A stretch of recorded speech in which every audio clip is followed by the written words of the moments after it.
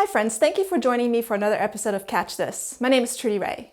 In today's episode, I want to discuss a story that describes what can happen when you have a co-infection with a parasitic worm and a virus. We do know that the absence of infection with some parasitic worms, also known as helminths, often coincides with the development of asthma, allergy, and autoimmune disorders. This is also known as the hygiene hypothesis, the premise that being too clean and not having enough exposure to common bugs causes allergies and other health issues. The fact that the absence of infection with parasitic worms may cause these problems suggests that these worms may have co-evolved a commensal relationship with their human hosts. That's a relationship where one party benefits while the other doesn't necessarily benefit but is not harmed either. However, infection with these worms may also lead to an impaired immune response against pathogenic infections by other parasites, bacteria, and some viruses. Today, I want to discuss a recent study that looks at one such scenario.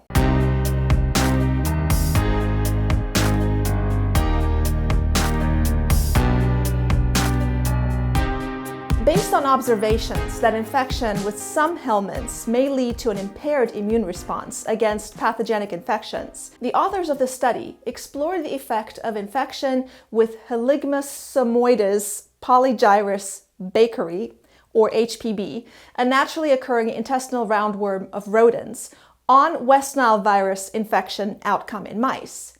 West Nile virus is a member of the flavivirus genus, along with dengue virus, Zika virus, yellow fever virus, tick-borne encephalitis virus, and Powassan virus. These viruses all infect their human hosts through the bite of an arthropod and ultimately target cells of the central nervous system. To assess the effect of intestinal HPV infection on the pathogenesis of West Nile virus, the authors used three groups of mice. The first group was only fed HPV larvae to initiate an HPV infection. The second group was only infected with West Nile virus by inoculation in the foot pad.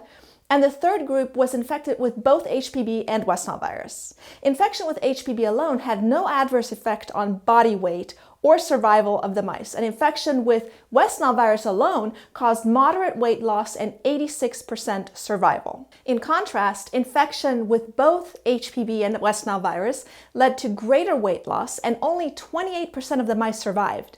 The investigators wanted to determine the reason for this enhanced pathogenicity, so they euthanized the mice and they looked at the viral titers in different organs.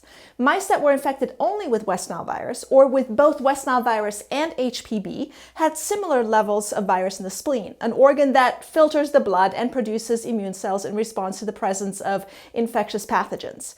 However, mice infected with both HPV and West Nile virus had higher levels of virus in different parts of the colon and the mesenteric lymph nodes, which serve as a firewall to prevent systemic spread of microorganisms. The presence of such high viral titers in these regions suggested that co-infection with HPV and West Nile virus leads to the infection of cells in these gut proximal places.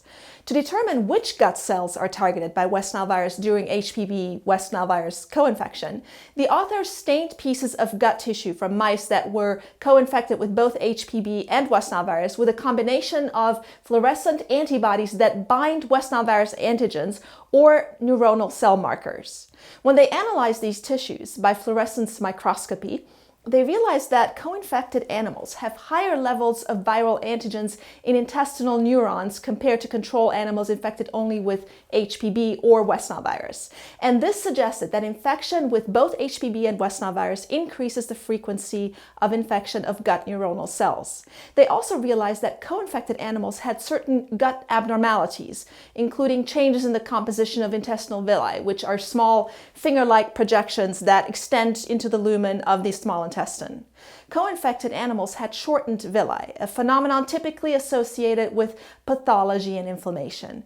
Co-infected animals also had commensal bacteria inside their spleens, so it is possible that the shortened villi enabled translocation of the bacteria across the epithelial gut barrier, which normally restricts the entry of harmful substances by separating the intestinal organs from the external environment. The spleens and brains of HPB West Nile virus co-infected mice also contained vastly reduced numbers of West Nile virus specific CD8 positive T cells, which usually contribute to the clearance of West Nile virus infection. These are the cytotoxic T cells that directly kill infected cells. The authors reasoned that the lack of CD8 positive T cells was likely due to bacterial invasion. Remember, they observed commensal bacteria inside the spleens, which is not normal. And that may impact the activation of key immune cell types involved in triggering the differentiation of virus-specific CD8 positive T cells. Remarkably, when they treated HPB West Nile virus co-infected mice with antibiotics, these kinetics were reversed, leading to increased levels of West Nile virus specific CD8 positive T cells, a result that correlated with the diminished bacterial levels in the blood and spleen. This observation suggested that bacterial invasion of lymphoid tissues is largely responsible for impaired West Nile virus specific CD8 positive T cell responses during this co-infection. The clearance of helminth infections is typically mediated by the activation of type 2 immune responses, which are characterized by the production of various cytokines, including IL-4. Binding of IL-4 to its cognate cell surface receptor activates STAT6, a cytoplasmic transcription factor that ultimately signals the activation of macrophages and differentiation of T cells. To determine if these type 2 immune responses contribute to the lethality observed after co-infection with HPV and West Nile virus, the authors performed the next set of experiments on STAT6 null mice, which lack the STAT6 gene. Interestingly, STAT6 null mice co-infected with HPV and West Nile virus did not have any of the increased lethality observed in wild-type mice. The co-infected STAT6 null mice also had reduced overall viral levels and no gut abnormalities characteristic of enhanced pathogenesis. And this suggested that STAT6 signaling is needed for development of enhanced disease. To determine the relevance of IL-4 in the STAT6 signaling cascade, the investigators infected wild-type mice with West Nile virus alone, and then they gave them IL-4. This regimen led to increased pathogenicity, like that observed in the co-infected mice, including decreased survival, weight loss, and higher West Nile virus burden in the brain and gut. In contrast, the same West Nile virus IL-4 regimen given to STAT6 null mice did not produce the same pathogenicity, and this suggested that the effects of IL-4 are dependent on the presence of STAT6. Type 2 immune responses in the gut are initiated by tuft cells, which are specialized cells of the intestinal epithelium that are capable of multiplying in response to the presence of certain parasites.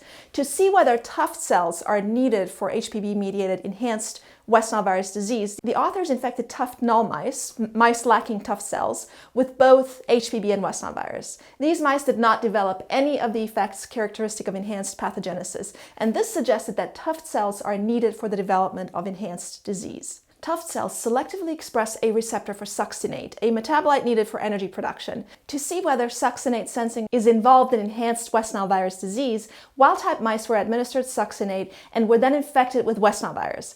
All these mice developed enhanced disease, even in the absence of HPV infection. However, the same succinate West Nile virus regimen in tuft null mice, or in mice expressing tuft cells but lacking succinate receptors, did not lead to enhanced disease. These experiments further confirm that succinate receptor expressing tuft cells are needed to initiate the signaling pathway leading to enhanced disease. Collectively, these results suggest that HPV-mediated activation of type 2 immune responses in intestinal epithelial cells depends on tuft cells and might be initiated by succinate sensing. Similar enhanced disease characteristics were also observed after co-infection of mice with HPV and Zika virus or Powassan virus, suggesting that co-infection with helminths may enhance the disease severity of multiple human flaviviruses. Although these parasitic worm flavivirus co-infections are currently more common in tropical regions, their prevalence may spread with increasing global climate changes or global warming. This study outlines a fascinating aspect of the interface between parasitic and viral infections that, in my opinion, warrants further exploration. For a more detailed discussion of this paper, I recommend listening to This Week in Parasitism, TWIP, episode 194. That's it for today. Thanks again for listening. Please subscribe. My name is Trudy Ray. I'll see you next time on Catch This.